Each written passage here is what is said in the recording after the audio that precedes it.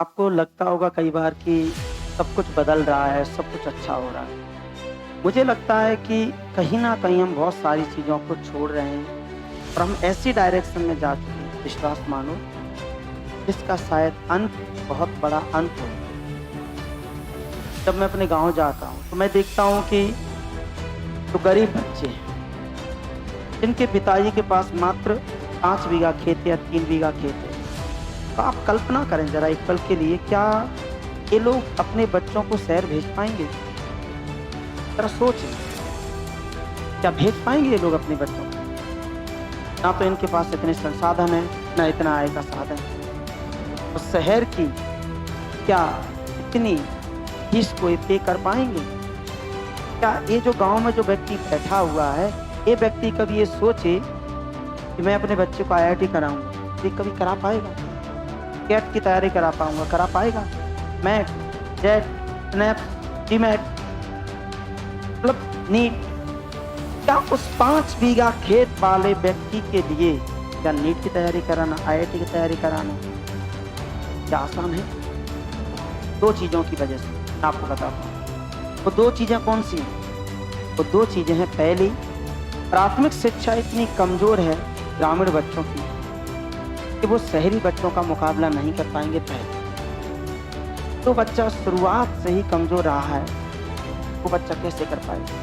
इसकी वजह क्या है? जड़ें क्या हैं? जड़ें हैं कि गाँव में जो प्राथमिक स्कूल, प्राइमरी स्कूल खुले हैं या माध्यमिक स्कूल खुले हैं, उनमें शिक्षक से ज़्यादा महत्वपूर्ण है वहाँ के पंच, सरपंच या पॉलिटिक्स।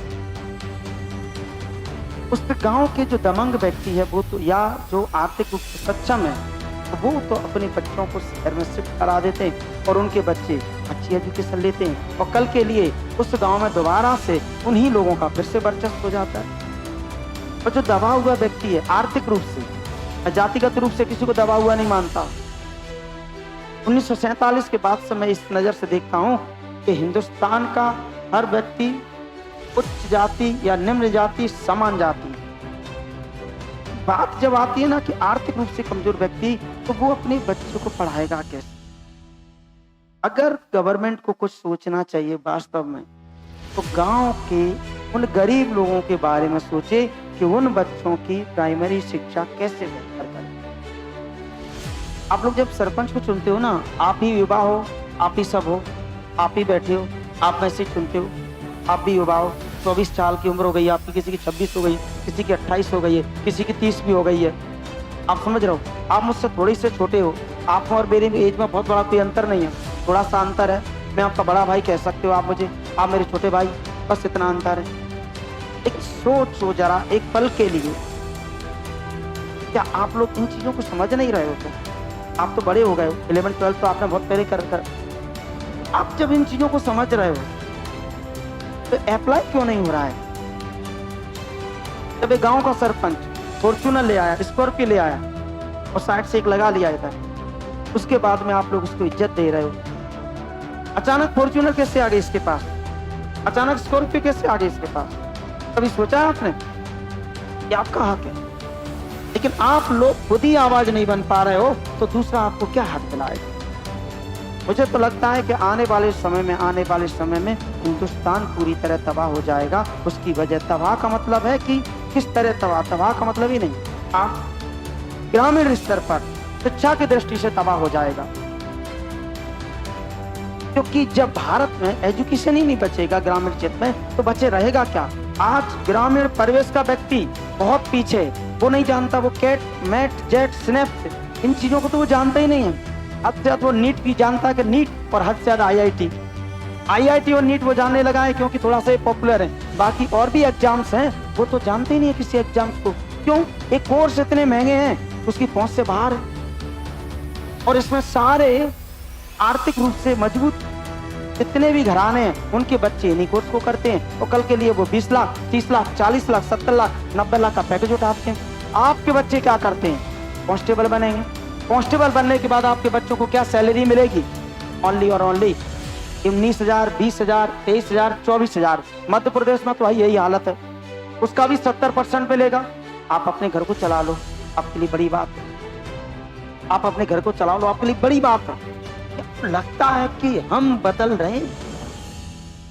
ग्रामीण परिवेश का व्यक्ति फौज में मिलेगा, पुलिस में मिलेगा, छोटी नौकरी में मिलेगा, मतलब सेवा क्षेत्र जो जुड़ा है वास्तविक, जो वास्तविक सेवा है देश की, वो सब ग्रामीण परिवेश का व्यक्ति मिलेगा, शहरी परिवेश का कोई नहीं मिलेगा। लेकिन उसी की सैलरी कम है। आप देखिए cat, mat, jet, snap, IIT, ये सारे पद किसके लिए हो गए हैं? अमीरों के लिए। क्योंकि IIT जो 90 के दशक में, जहां तक मैं समझता हूं, मेरी जानकारी में है, जरा से चंद रुपयों में होती थी। आपको भी पता है, चंद रुपयों में होती थी। आज कोई IIT आपकी 8 से लेकर 10 से लेकर 12 लाख तक हो रही है। आने वाले समय में 20 लाख की IIT होगी। क्या एक व्यक्ति जिसके पास मात्र 5 बीघा खेत है, क्या वो अपने बच्चे के लिए 30 लाख रुपए खर्च कर पाएगा? अब सोचो जरा, अगर वो 30 लाख रुपए खर्च नहीं कर सकता, उसका बच्चा कितना भी बुद्धिजीवी हो, तो इसका मतलब है कि वो कभी भी उस वर्ग में नहीं आ सकता।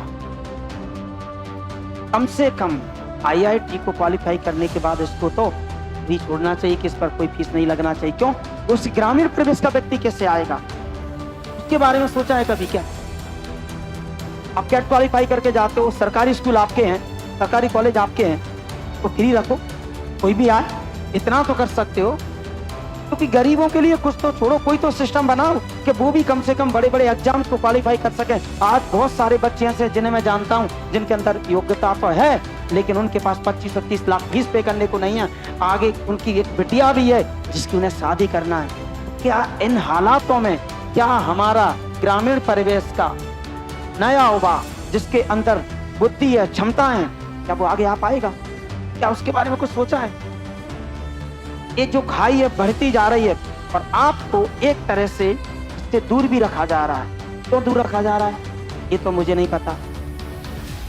वास्तविकता ये है कि एजुकेशन होना चाहिए, फ्री होना चाहिए, और ग्रामीण परिवेश के लिए खासतौर पर ज्यादा होना चाहिए। नहीं तो वो दिन दूर नहीं जब सारे अमीरों के लड़के उच्च पदों पर, मलाई वाली सारी पोस्ट उनके पास होंगी और वर्कर वाली आपके पास होंगी।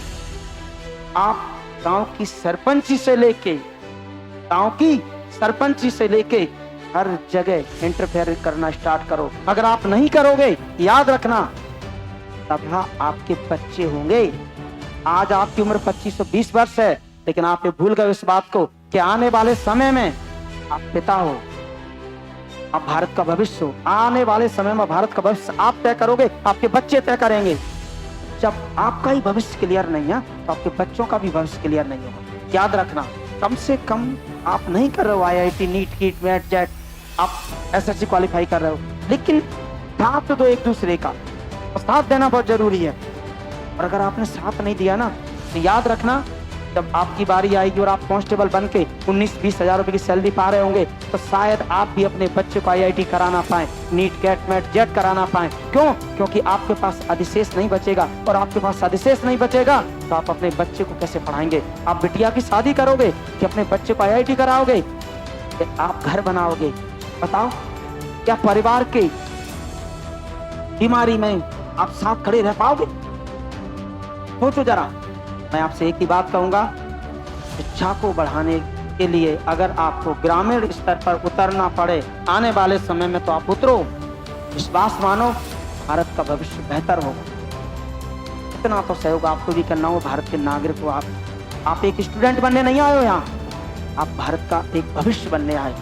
आप एक सिर्फ सरकारी नौकरी के लिए नहीं है, सरकारी नौकरी रहे ना रहे, लेकिन कम से कम आप एक अच्छा इंसान तो बनो। एक अच्छा इंसान तो बन के जाओगे। इस देश के उत्थान के लिए आपको भी अपना हाथ देना होगा। ये नहीं कि पुड़िया खा ली, पान पुड़िया खा ली, सिगरेट पी लिया, शर्ट के 2 बटन खोल लिए और हम युवा हैं। अगर इसको युवा कहते हैं तो मर जाना चाहिए इस युवा को रोककर। अगर आप भारत के भविष्य के में अपना योगदान नहीं दे सकते, ठीक है? चलो आते हैं नया कुछ। हमसे जुड़े रहने के लिए सभी सोशल मीडिया पर हनु सर को फॉलो करें या गूगल प्ले स्टोर से हमारा एंड्रॉइड एप्लीकेशन द भारत को इंस्टॉल करें।